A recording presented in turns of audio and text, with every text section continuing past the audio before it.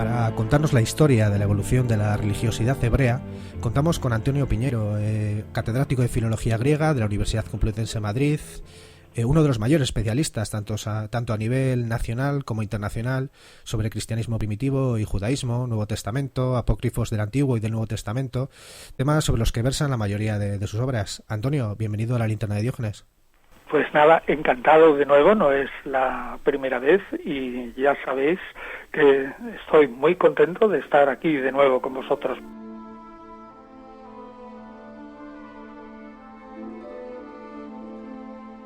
La religión judía evolucionó en un pequeño territorio montañoso rodeado de los diferentes cultos cananeos, asirios, egipcios o babilónicos.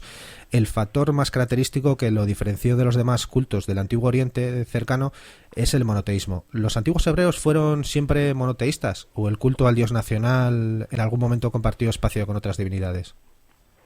Sí, esto último es absolutamente seguro. Es decir, que el monoteísmo de una manera estricta, y en otro momento también a lo largo de esta entrevista podemos ir viendo cómo se entendía el monoteísmo incluso en una época muy cercana a la de Jesús y Pablo, que también hay algo que hablar sobre ello. Pues yo diría que hay muestras muy notables de que el pueblo no era monoteísta estrictamente tal como lo señala la Biblia. Yo diría en líneas generales que si nosotros consideramos la Biblia desde la época de Josías en adelante, como tú has dicho, o la época de Josías hacia atrás, diría que la época de Josías en adelante hacia nosotros es una, digamos, construcción literaria que tiene muchos datos evidentemente históricos y muy aprovechables. Pero desde Josías hacia atrás, es decir, hasta la época pues de los patriarcas y de Abraham o empujando hacia Adán y Eva, es más bien una construcción literaria que histórica. Es decir, prima lo literario e histórico. Yo me acuerdo que hace mucho tiempo yo mismo había escrito para un libro, no sé, era pues aproximadamente 40 años, un libro en común, pues un capítulo a propósito del monoteísmo y hablaba de la sucesión del rey David, el ascenso al trono del rey Salomón y las críticas que se hacían a la realeza israelita. Era lo que a mí me movía a pensar que aquel relato era auténtico, pero pasado el tiempo me he dado cuenta, y leyendo algunos libros muy importantes, con que incluso la figura de David, de Salomón y de otros reyes de la época es absolutamente cuestionable. Es decir, de que es un tanto o mucho legendario. Está lleno de mitos y leyendas, todo eso que nosotros consideramos puramente histórico. Pues bien, con el monoteísmo ocurre lo mismo. Desde aproximadamente el siglo V antes de Cristo, que se termina la edición de la Biblia, los autores que terminan esa edición de la Biblia, bueno, digamos provisional, pero fundamentalmente está editada, que terminan la edición de la Biblia y miran hacia atrás, construyen el mito del monoteísmo de Israel. Pero no es así. Pongamos un caso absolutamente claro. Uno de los hijos del rey Saúl se llama servidor de Baal. Cualquiera que es el hijo más pequeño. Que era un dios cananeo, Baal. Sí, Baal es un dios cananeo. Entonces, ¿cómo un rey de Israel, de un pueblo que en ese momento, la máxima figura, se proclama absolutamente monoteísta según la Biblia, va a tener un hijo al que llama servidor de Baal y que luego Ebed Baal, y que luego resulta que en la Biblia aparece mutado, es decir, les da un poco de vergüenza y cambian el nombre en Baal Boshet, vergüenza de Baal. O sea, realmente es evidente que el rey Saúl nada menos era un individuo monoteísta. Es decir, no es solo un servidor único de Yahvé, el Dios único. Ese es el primer detalle. Otro detalle que con el tiempo pues lo he aprendido y me impactó ya hace años, era cuando leí en otros libros que probabilísimamente, digamos, Yahvé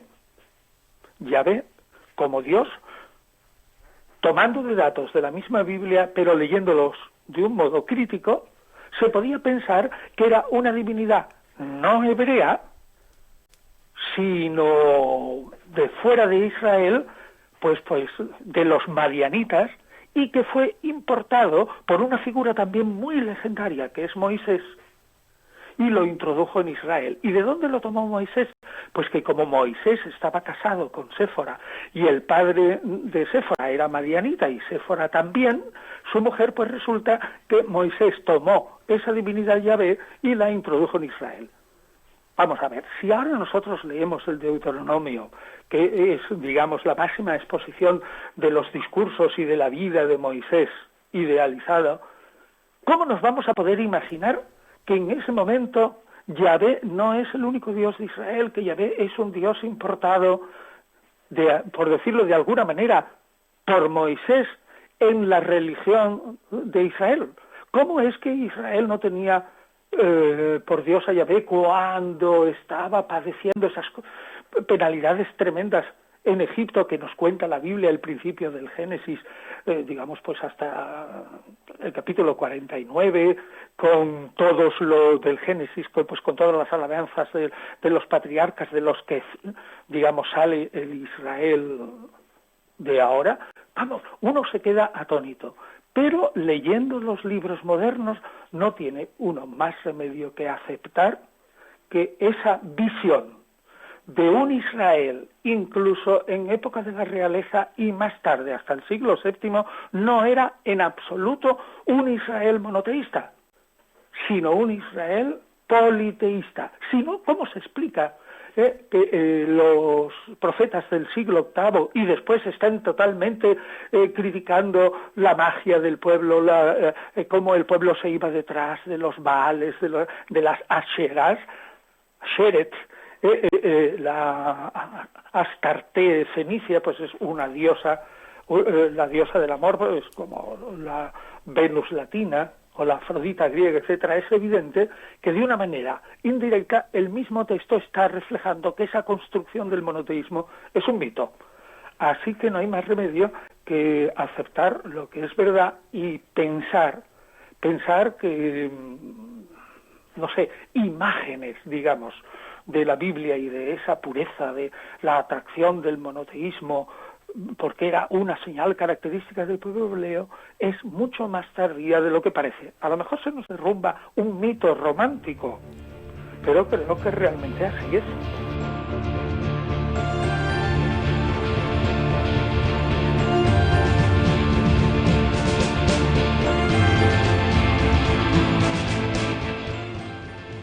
A finales del siglo VII a.C., durante el reinado de Josías, mientras estaba haciendo reformas en el templo, los sacerdotes hicieron un hallazgo. Al parecer, encontraron unos textos antiguos que contenían la ley de Dios. Se los mostraron al rey Josías, que se asustó al comprobar que el pueblo de Israel había olvidado y llevaba mucho tiempo sin cumplir con la ley de Dios, al permitir el culto a otros dioses. El rey Josías se apoyó en este hallazgo tan oportuno para acometer una serie de reformas.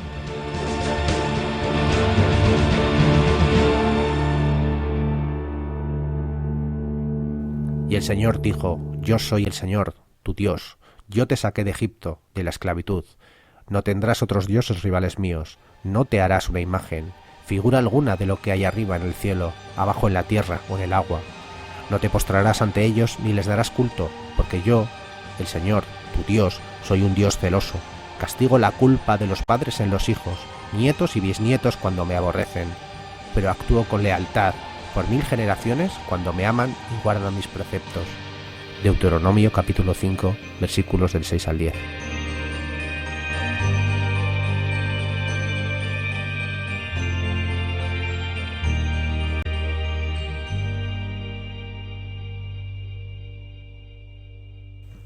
Quizás para acercarnos a ese punto de inflexión, quizás nos sea mejor situarnos a finales del siglo VII a.C., durante el reinado de Josías. Mientras estaba haciendo reformas en el templo, los sacerdotes hicieron un hallazgo. Pues al parecer encontraron unos textos antiguos que contenían la ley de Dios. Se los mostraron al rey Josías, que se asustó al comprobar que el pueblo de Israel había olvidado y llevaba mucho tiempo sin cumplir con la ley de Dios al permitir el culto a otros dioses. El rey Josías se apoyó en este hallazgo tan oportuno para cometer una serie de reformas. ¿Qué sabemos de esos textos? Bueno, realmente lo que podemos decir, realmente que el resumen que tú has dicho es totalmente verdad. Eso es lo que dice el texto bíblico, pero lo que se opina por la crítica histórica es que realmente la ley se inventa, entre comillas, precisamente en la época de Josías, sobre la base de unas normas anteriores.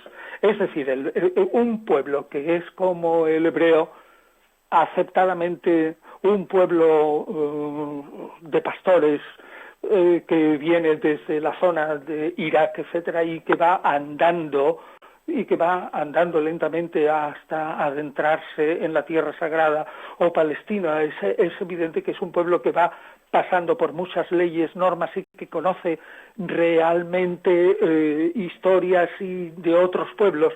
Pues bien, lo que yo opino pues es literalmente que hay mucho de mito también en eso.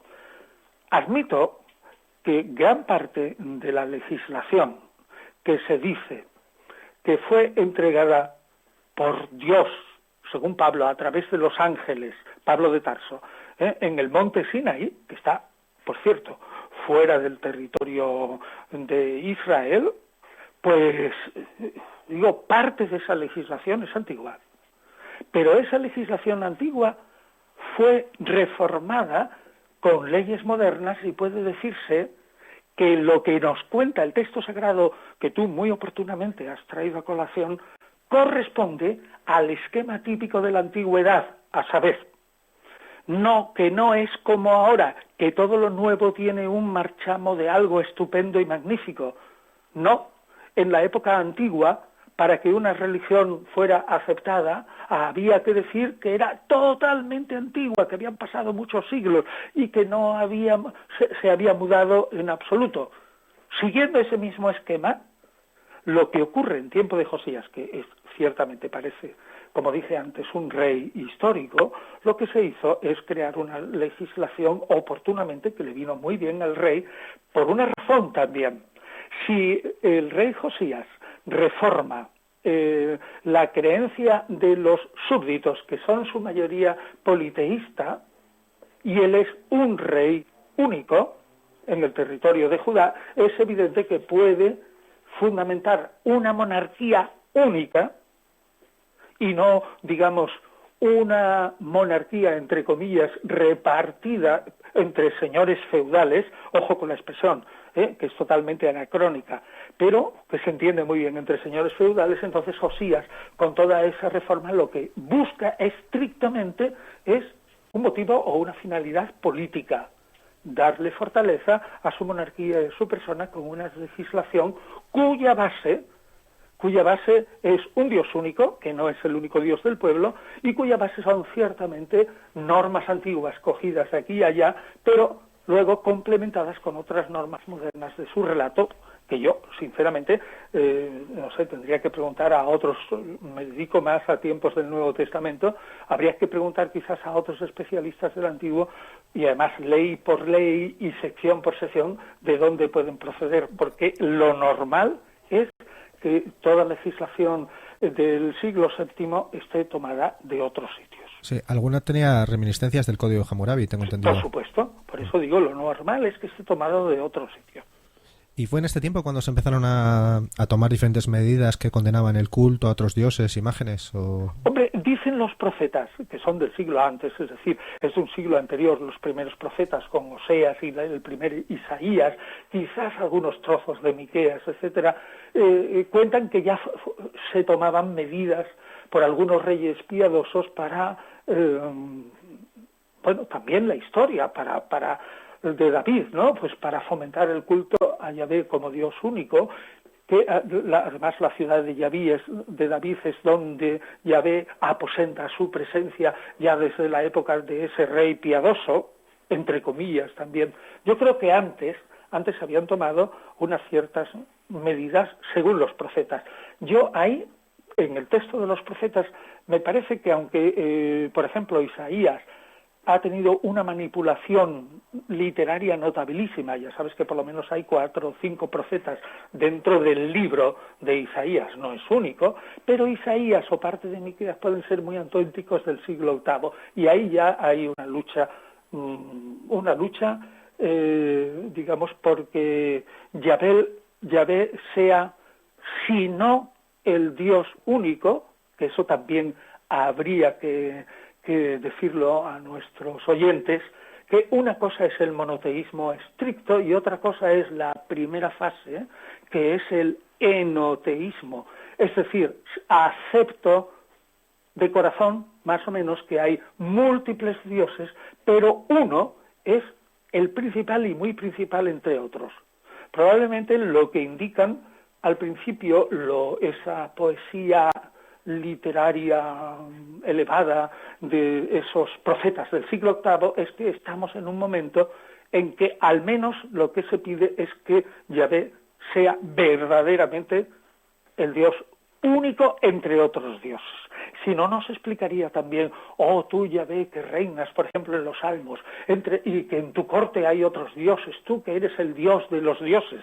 Es que en el fondo el salmista está admitiendo que en esa época, incluso tardía, en su corazón alberga un politeísmo, claro, ¿no? Es decir, tenemos, yo no sé, para muchos, desgraciadamente, que derribar algunos mitos, incluso de algunas ideas que nosotros creemos que son absolutamente sólidas, o por lo menos que lo hemos aprendido de pequeños así.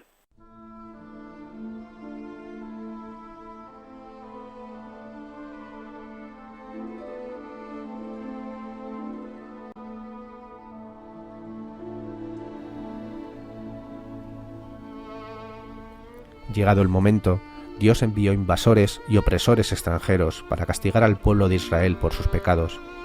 Primero los arameos de Siria hostigaron al reino de Israel. Luego, el poderoso imperio asirio provocó una devastación sin precedentes en las ciudades del reino del norte. Aunque el reino de Judá sobrevivió más de un siglo, su gente no pudo evitar el juicio ineludible de Dios. En el año 588 a.C., el imperio babilónico incendió Jerusalén. Con esta tragedia, el relato bíblico se aparta del modelo típico del resto de relatos épicos, religiosos del Oriente Antiguo. Lo habitual era que la derrota de un dios frente a un ejército rival significara el final del culto mismo, ya que el dios del reino vencedor había demostrado ser más poderoso. Sin embargo, en la Biblia, el poder del Dios de Israel se consideró mucho mayor tras la caída de Judá y el exilio de los israelitas. Lejos de ser humillado por la devastación del templo, el Dios de Israel fue visto como una deidad de insuperable poder que había manejado a asirios y babilonios para que actuaran como agentes suyos para castigar al pueblo de Israel por su infidelidad.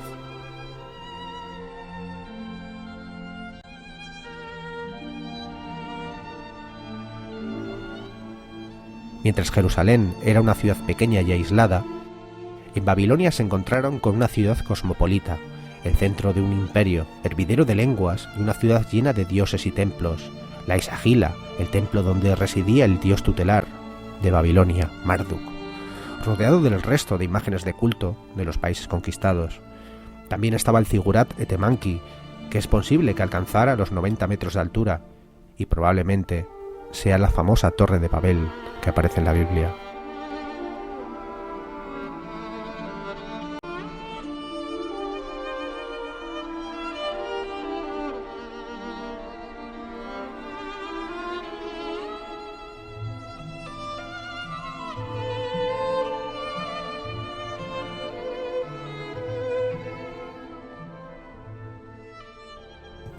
Saltando de nuevo al contexto histórico, el reino de Judá era un reino pequeño y casi insignificante, que estaba en una región que hacía de estado tapón entre Egipto y Babilonia. Sí. A los que Pero por eso apetecible, ¿eh? A comienzos del siglo VI, poco después de Josías, el imperio caldeo de Babilonia, que estaba en plena expansión y tras varios movimientos en los que Judá se rebeló contra él, es en el año, no sé, estoy seguro, 588 antes de Cristo. El 587 es la toma definitiva de Jerusalén. Sí. En esta fecha Judá pierde su independencia y el templo de Jerusalén fue destruido. Y es en este momento cuando las sedes son exiliadas a Babilonia, y allí permanecieron unos 50 años. Y ahí tienes otro mito, ¿eh? En realidad la Biblia, ¿qué es lo que te dice? ¿Y qué es lo que aprendimos en la historia sagrada? Que prácticamente todo el pueblo fue trasladado. Es más, que hubo 2 exilios, ¿no? Primero el del 721 a.C., con Salmanasar y la toma del reino Israel del norte y la caída de Samaria, que fue enorme, dice la Biblia, de gente trasladada, y ahora lo que tú estás mencionando también da la impresión como que fueron miles y miles y miles, y probablemente solo era la superestructura y la aristocracia. Realmente es increíble, ¿no?, cómo se mitifica todo. En ese sentido, ¿qué papel jugó el exilio en Babilonia en este pensamiento religioso? A mí me parece que es fundamental, y yo creo que están de acuerdo absolutamente todos los historiadores en que el pensamiento judío definitivo empieza a plasmarse en el exilio en Babilonia. Curiosamente, porque ahí es donde, para subsistir como pueblo, como le ocurrirá al judaísmo más tarde, después de la caída de Jerusalén ante las tropas de Tito en el 70, había que aferrarse dentro de una entidad politeísta como era Babilonia y toda la zona del Medio Oriente, el creciente fértil. Había que aferrarse a una fe propia y acentuar el monoteísmo, la literatura propia, la historia propia, la imagen de un templo absolutamente propio y fabuloso como es el del profeta del exilio, Ezequiel, donde pinta en los capítulos 30 y tantos en adelante un templo ideal. Pues yo creo que ahí es donde realmente se plasma lo que es la religión judía en gran parte de lo que nosotros conocemos, y nos queda por hablar todavía del enorme cambio, y yo creo que esto deberíamos de tratarlo digamos más intensamente en este rato que tenemos. De allí es donde se plasma, digo, ese judaísmo que nosotros tenemos en la cabeza en sus líneas generales, antes de que sufra una profunda mutación en la época helenística, que es la que más influye sobre el cristianismo. Es más, en el Talmud, a saber, el comentario judío a los comentarios anteriores de rabinos famosos a la Biblia, los comentarios de los rabinos famosos a la Biblia se llama la Mishnah, y el Talmud, que como digo es el comentario de la Biblia, de la que hay 2 versiones, una palestinense de Jerusalén y otra de Babilonia, es decir, donde quedaron un montón de judíos en la época después del exilio. Pues bien, allí en el siglo VII después de Cristo, en ese mismo Talmud no hay inconveniente. Bueno, digamos, entre el 5 y el 7 después de Cristo, no hay ningún inconveniente en sostener y en aceptar que la religión judía sufrió cambios notables durante ese exilio de Babilonia, sobre todo en el terreno de la angelología, es decir, cómo se concibe a los ángeles, y la demonología, cómo se concibe a los demonios. Que, por cierto, tanto esas figuras de ángeles como demonios, para un buen lector de la Biblia, si empezara a repasar cómo van cambiando esas figuras, sobre todo más palpablemente la de los demonios, vería que es asombroso cómo se pasa en los primeros estratos que recoge la Biblia, de aproximadamente haber 200 clases de demonios, quizás exagero un poco, hasta en la época helenística un poquito más tarde, después del influjo de lo que tú estás hablando, la demonología y angelología en el exilio, hasta pasar, como digo, a prácticamente 1 o 2 clases de demonio, y pasar de unos cuantos 7 o 8 jefes de demonios a uno solo, que es Satán. Repito, pues, que el exilio fue fundamental para la construcción del judaísmo como religión hasta hoy, en sus partes fundamentales, para la construcción y reordenamiento de un montón de leyes, para formar la escuela llamada deuteronomista, es decir, la escritora o constructora del Deuteronomio, que es la que realmente recoge todas las leyendas de la historia de Judá y de Israel en general, y le da un tinte y un sabor especial que se llama sabor deuteronomista. Todo esto se hace en el exilio.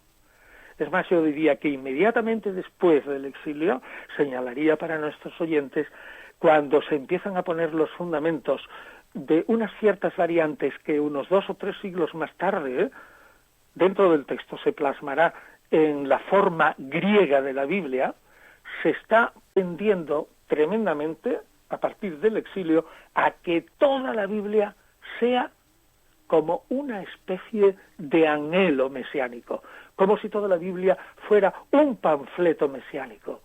Todo se reorganiza para mirar hacia el futuro y para mirar hacia un futuro ideal en el que Israel será el gran jefe de todos los pueblos del mundo. Es decir, que ahí tenemos un primer cambio monumental.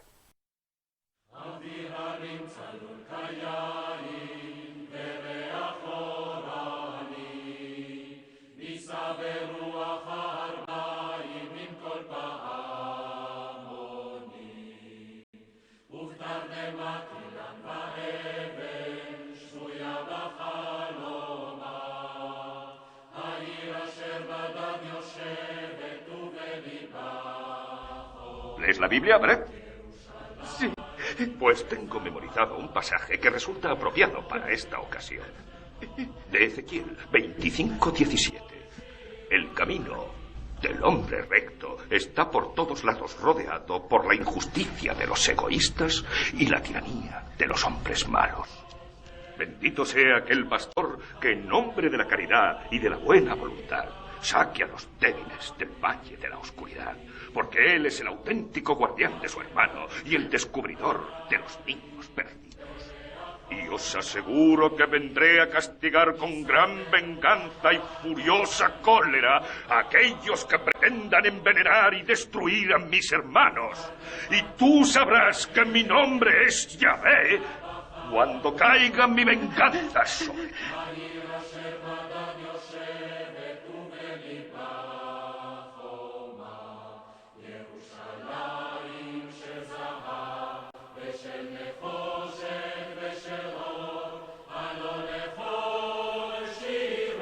En adelante, tras el regreso de algunos exiliados a Jerusalén y la reconstrucción del templo, Israel ya no sería una monarquía, sino una comunidad religiosa guiada por la ley divina y dedicada a la rigurosa observancia de los ritos prescritos en sus textos sagrados. Y lo que determinaría el curso de la futura historia de Israel sería la decisión libre de hombres y mujeres de cumplir o violar aquel orden decretado por Dios, y no el comportamiento de reyes o el auge y la caída de los imperios. La gran fuerza de la Biblia residía en esa extraordinaria insistencia en la responsabilidad humana. Otras epopeyas antiguas se desvanecieron con el tiempo. En cambio, la influencia de la narración bíblica sobre la civilización occidental no haría sino ir en aumento.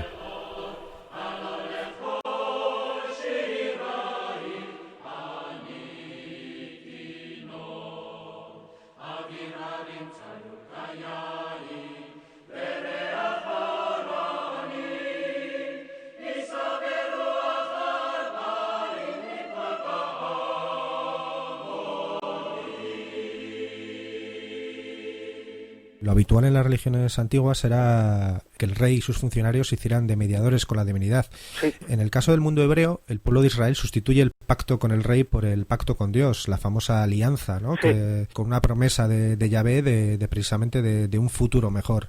Es un pacto triple.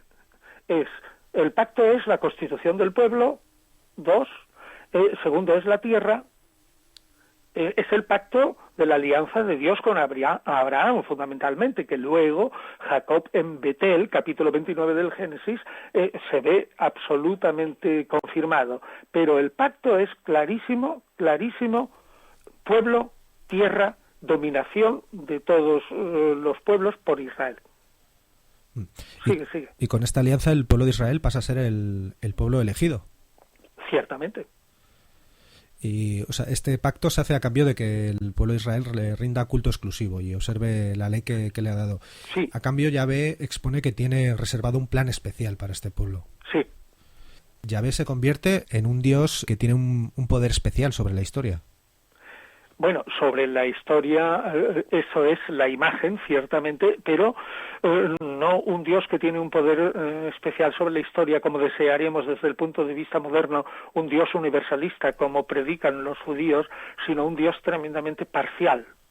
Yo me tiro muchas veces de los pelos, o me he tirado de los pelos a lo largo de toda mi vida de estudio de la Biblia, sobre todo del Nuevo Testamento, como sabes, etcétera, ¿no? Y ¿Cómo un pueblo eminentemente inteligente puede mantener esta suerte de contradicción entre proclamar que hay un Dios absolutamente universal, que es el Dios de todo, que es un Dios omnipotente, persona, perfecto, justiciero, y al mismo tiempo tener el concepto de pueblo elegido? Es decir, que Dios es parcial, predestinacionista, cruel con los otros hijos para favorecer a uno. No sé, dentro de la imagen moderna o de la concepción moderna de la imagen que nos hacemos de Dios, a mí, vamos, yo me rasgo las vestiduras. Me parece que es como increíble que un pueblo pueda mantener esta contradicción. No sé qué te parece a ti. Sí, y además, curiosamente, los sufrimientos que pasa Israel, a pesar de ser pueblo elegido, se justifican que son castigos de Yahvé, es decir, son sometidos por los asirios, babilonios, persas, luego los griegos, Pompeyo. Bien, toda la historia, como decíamos antes, es un pueblo pequeño que es apetecido por todos, y realmente, como recibe tal cantidad de invasiones, pues esas invasiones se idealizan como si fueran, no, pobrecito, el pueblo de Israel, pues hombre, no es que fuera tan débil y bla, bla, bla, sino que se portó mal con Yahvé y que Yahvé lo castigó. Pero también es una suerte de contradicción de cómo un pueblo elegido con tal cantidad de avisos y todo esto a lo largo de toda la historia bíblica puede parecer, como dice la misma Biblia, un pueblo de dura cerviz, que fue continuamente un pueblo elegido que se saltó su alianza y su ley de una manera general. No sé, a mí me parece que eso también es otra suerte de contradicción. Seguimos avanzando con el tiempo. En el siglo IV a.C., Alejandro Magno derrota al imperio persa y tras su muerte sus lugartenientes se reparten el vasto imperio y establecen sus propias dinastías de cultura griega. Y concretamente la región de Palestina es nuevamente un lugar de conflicto entre la dinastía tolemaica y la seleucida.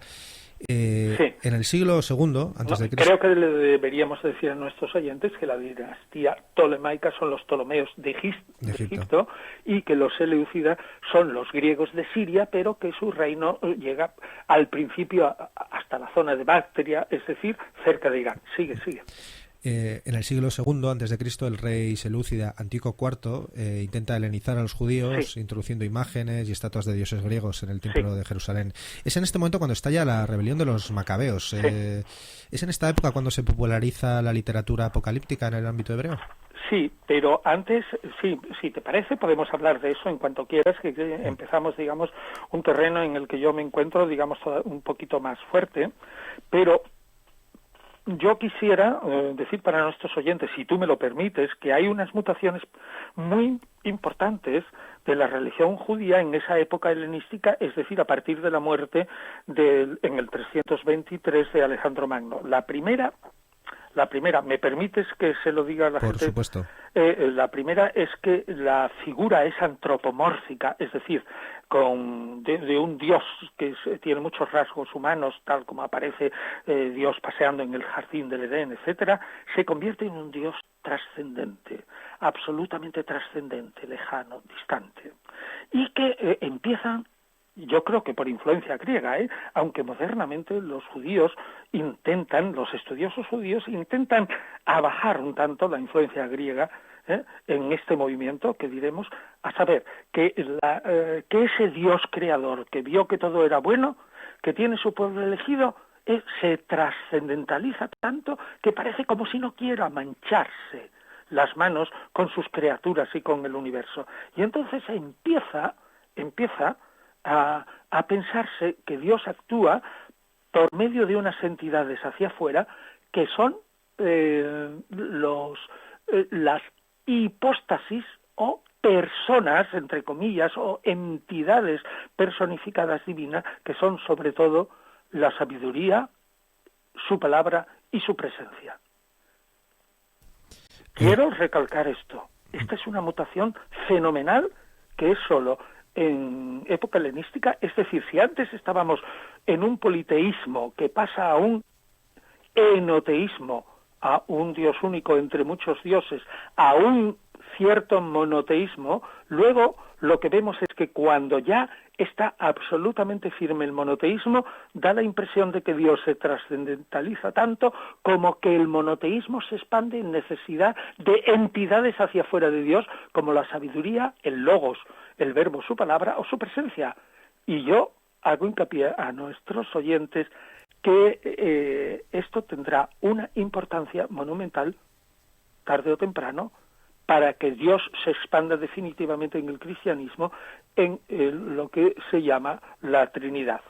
La segunda expansión fue, ya la hemos nombrado y no nos detendremos mucho, es la reorganización de la angelología y la demonología. La tercera expansión de época helenística, que lo tocaremos si quieres un poquito más tarde, es que en esta época helenística, dentro de la religión judía, se empieza a establecer un dualismo, una duplicidad con una suerte de, más que duplicidad, como un doblete, con una especie de demasiada diferencia entre el creador y sus criaturas, es decir, estamos ya en un momento en que el ser humano queda muy apartado de la divinidad, y es el momento en que también desde Oriente, es decir, desde Irán y Babilonia, empieza a venir lo que nosotros llamamos elementos externos de la apocalíptica, es decir, el hombre está abajo y es la materia que empieza a ser mala, mientras que Dios está arriba, que es el rey del espíritu, que es considerado bueno, y se empieza ya esa contraposición dualista de espíritu arriba, bueno, abajo, materia mala, luz arriba, tinieblas abajo, o bondad absoluta arriba, maldad abajo, etcétera, que luego cualquiera que conozca un poquito los evangelios cristianos verán que se plasma claramente en el cuarto evangelio Juan, con esa dualidad de verdad, mentira, arriba, abajo, espíritu, materia, luz y tinieblas. En este momento es cuando entra en la religión de Israel, si quieres lo podemos tocar ahora o quizás más tarde, en la conclusión de que la vida no se acaba en este mundo. La mayoría de la religión judía es una religión del presente. Es decir, que libros como el Cogelet, el Eclesiastés, el Predicador, según los diversos nombres, que está compuesto en torno al 268, es decir, en el siglo III antes de Cristo, son o como incluso el Eclesiástico más tarde, e incluso yo diría que en Primero Macabeos hay restos, está compuesto por una mentalidad de unos autores que no saben que hay un mundo futuro, que se creen que el hombre está compuesto, sí, de una suerte de espíritu que es como un humo, pero que su vida acaba aquí. Es decir, que la ley, la relación de Dios con la divinidad es solo para este mundo.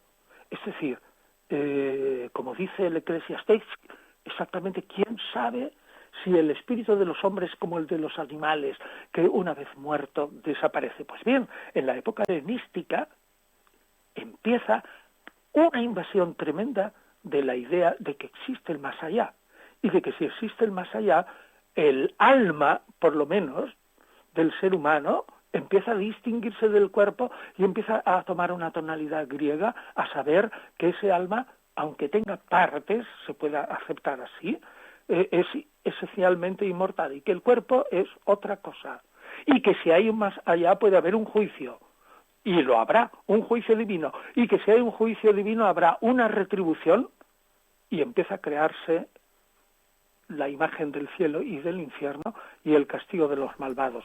Yo creo que esto es una mutación fundamental que se debe no al exilio, sino sobre todo a la época que tú has nombrado, que es la época helenística. Otra que me parece muy interesante es que se pasa de una mentalidad corporativa, es decir, de considerar realmente que quien se salva es el grupo, y que luego el individuo se salvará, digamos, como individuo, pero sí dentro del grupo, se pasa de esa mentalidad un tanto corporativa, el grupo de esa élite, a una responsabilidad individual. Aquí hay, yo creo que una influencia griega muy notable, sobre todo de la filosofía que se expandió después de la época sofística en la que empieza a hablarse del ser humano y su responsabilidad ante el individuo y de su enorme libertad, es decir, repito, de mentalidad corporativa a responsabilidad individual. Y otra cosa que a mí me parece muy importante es que es en este momento cuando, además de la piedad hacia el templo, que dura muchísimo, incluso después de que el templo fuera destruido en el año 70, empiezan tímidamente, no sabemos exactamente cuándo, quizás en el siglo I o un poquito antes de Cristo, a la piedad por la ley, la sinagoga, la oración, la reunión, en una palabra, fuera del templo. Es decir, que hay una piedad judía que está más allá de la piedad cultural y es una piedad digamos, del templo, que queda relegado diríamos que en un segundo término, y que se está preparando el terreno para que después del 70 la piedad sinagogal, la oración y el culto al estudio, el culto así obsesivo al estudio por la ley y el mantenimiento de la ley, se haga una verdad que forma la identidad judía. Y otra evolución muy notable es que los judíos empiezan a preocuparse por presentar su religión, antes les daba igual, con un ropaje griego, con un ropaje helenístico que pueda atraer a los demás. Es decir, que en ese momento se vierte el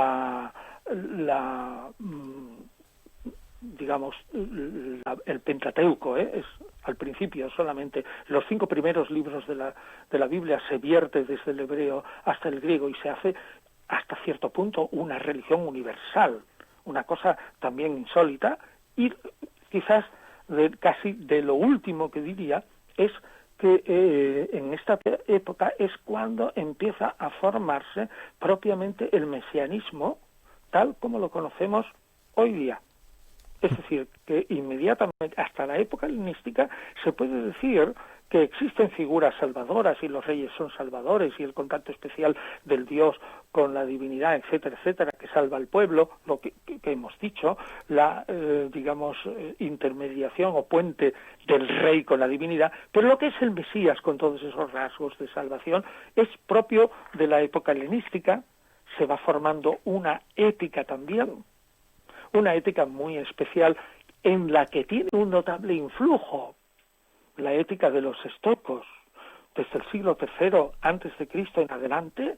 Esta época es cuando nacen los grupos religiosos que todo el mundo espero que conozca, de saduceos, fariseos, los piadosos que más tarde darán lugar a los esenios. Es decir, hemos hecho un repaso que lo que yo considero que si hay una mutación monumental, aunque no vaya exactamente a los puntos esenciales, que es alianza, ley y tierra y pueblo, pero sin embargo en lo demás supone una mutación monumental de la religión judía en época helenística que mucha gente desconoce.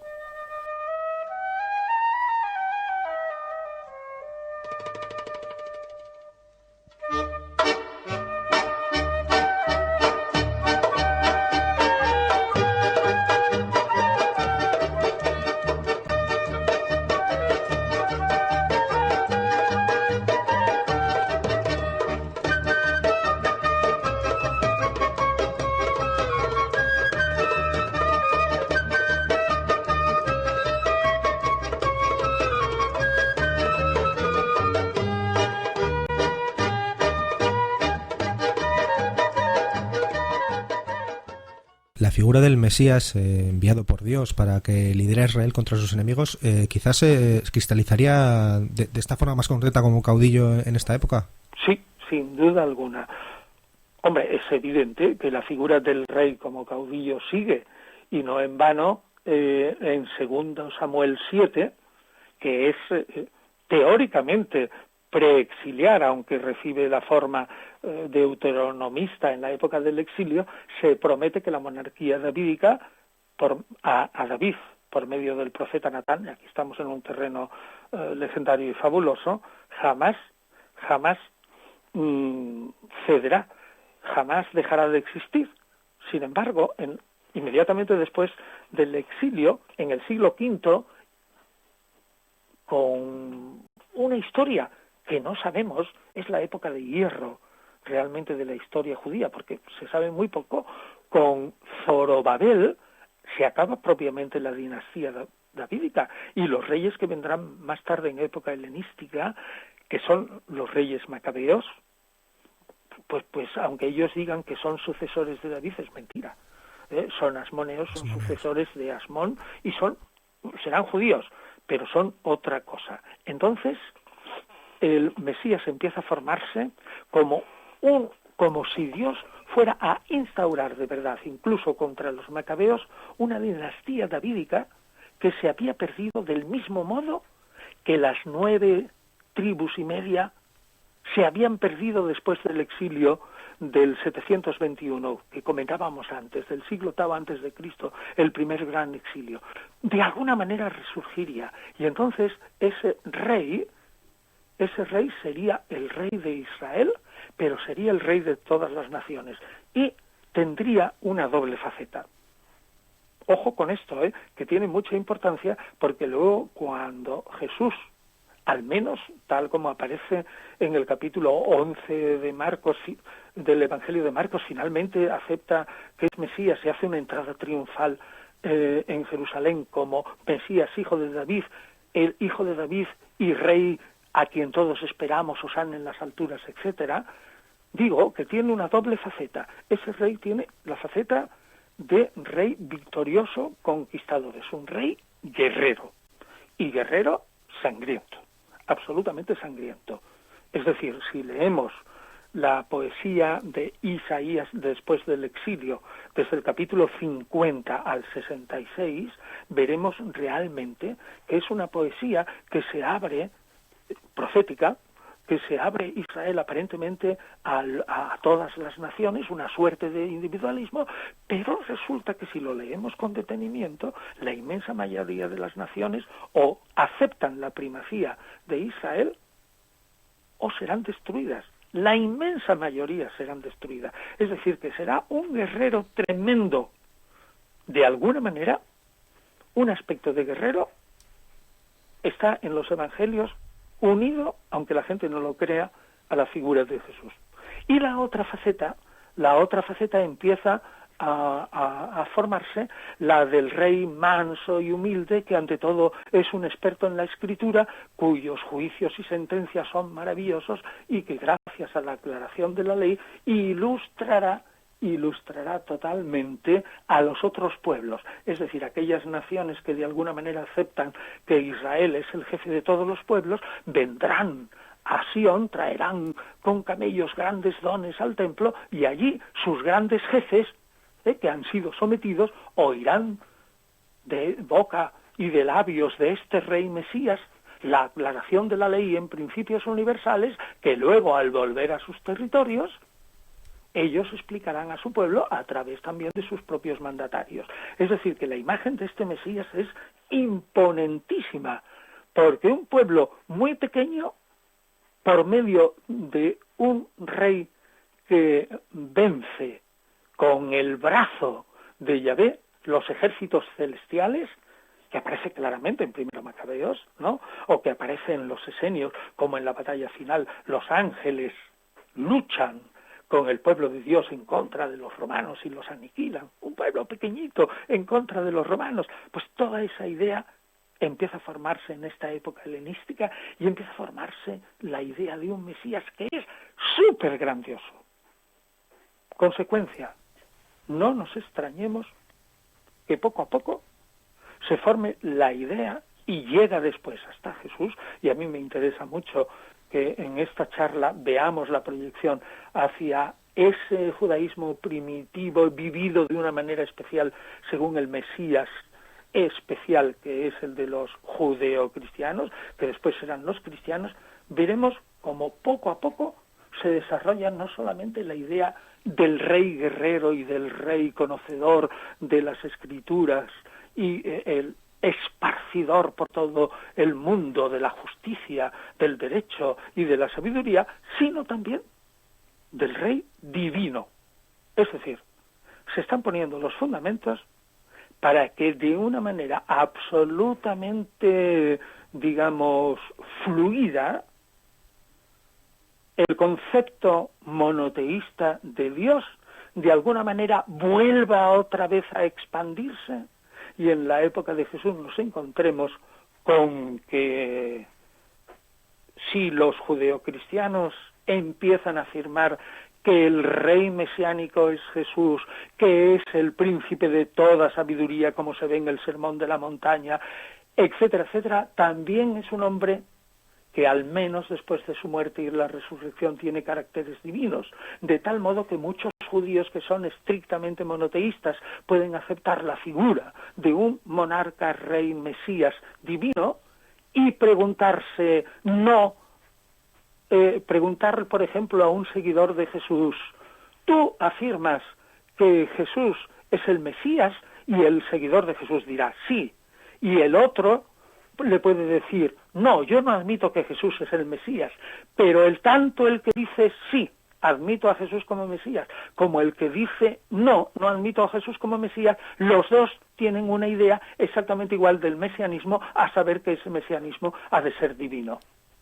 Es una cosa increíble como un pueblo monoteísta llega en un momento en que la evolución de su religión le lleva fluidamente, como decimos, a que el Mesías sea divino. Es fantástico.